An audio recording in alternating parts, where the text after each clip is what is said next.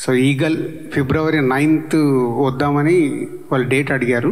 So ఆ cinema 9th రావాలి.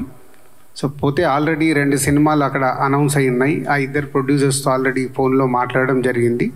So వాళ్ళని కన్విన్స్ చేసి సో ఫిబ్రవరి 9th ఈగల్ వచ్చేలాగా చూస్తున్నాము.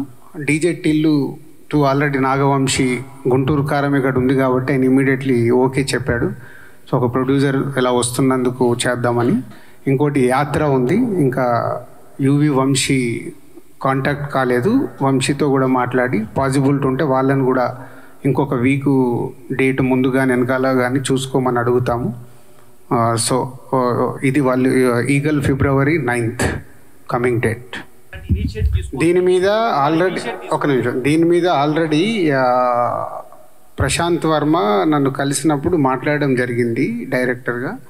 నిరంజన్ రెడ్డి గారు అవైలబుల్ లేకుంటే ఆ రోజు నేను చెప్పాను, ఒక్కొక్క సినిమా ఒక్కొక్క రోజు వచ్చేలాగా ట్రై చేసుకోండి, 12th, 13th, 14th, 15th ఇలా.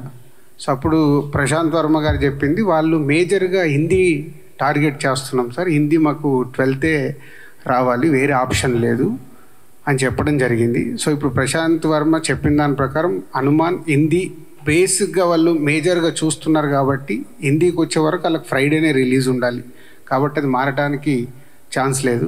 సో గుంటూరు కారం ఆల్రెడీ వాళ్ళు ఎప్పటి నుంచో ఫిక్స్ అయ్యి పెద్ద స్టార్ సినిమా కాబట్టి వాళ్ళకి 7 days వీక్ కావాలని చూస్తారు. వాళ్ళు మారడానికి ఛాన్స్ లేదు నాకు తెలిసి.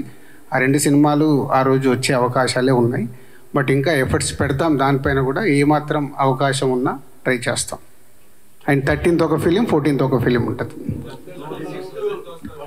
మనకు. దయచేసి అదే మళ్ళీ ఇందాకే నేను చెప్పాను కదా, క్వశ్చన్ అండ్ ఆన్సర్లు మీరు ఏదో అడుగుతారు, మేము ఏదో చెప్తాము, దాన్ని హైలైట్ చేసి పంపించొద్దు. ఇది ఎందుకంటే హెల్దీ కోసం చేసిన ప్రయత్నం, దీన్ని అందరం అప్రిషియేట్ చేసి మీరు కూడా అప్రిషియేట్ చేసి దీన్ని ప్రాపర్గా తీసుకెళ్ళండి. Thank you.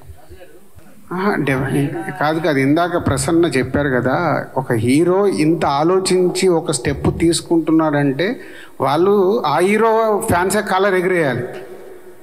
అరే కోఆపరేట్ చేసినంత కాలర్ ఎగిరేయాలి.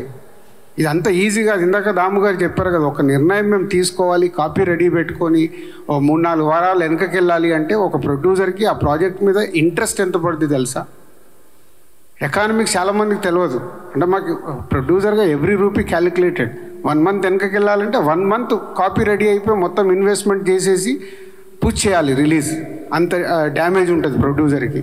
అలాగే హీరోకి కూడా సంక్రాంతికి ఉండే కిక్కు వేరే దగ్గర తగ్గుద్ది. సోలో మా లెక్కన సోలోకి వచ్చినప్పుడు అక్కడ ఎకానమిక్స్ వైజ్గా ఎక్కువ ఉంటుంది. ఇక్కడ 5 సినిమాలతో పాటు వచ్చే కంటే సోలోకి వస్తే అక్కడ రెవెన్యూ ఎక్కువ ఉంటుంది. కానీ ఆ సంక్రాంతి అనే వరకు మనకు ఆ కోడి పందాల్లాగా మన సినిమా రావాలి, ఏదో జరగాలనే ఒక అదేముంటుంది, ఎంతుజాదం ఉంటుంది అంతే.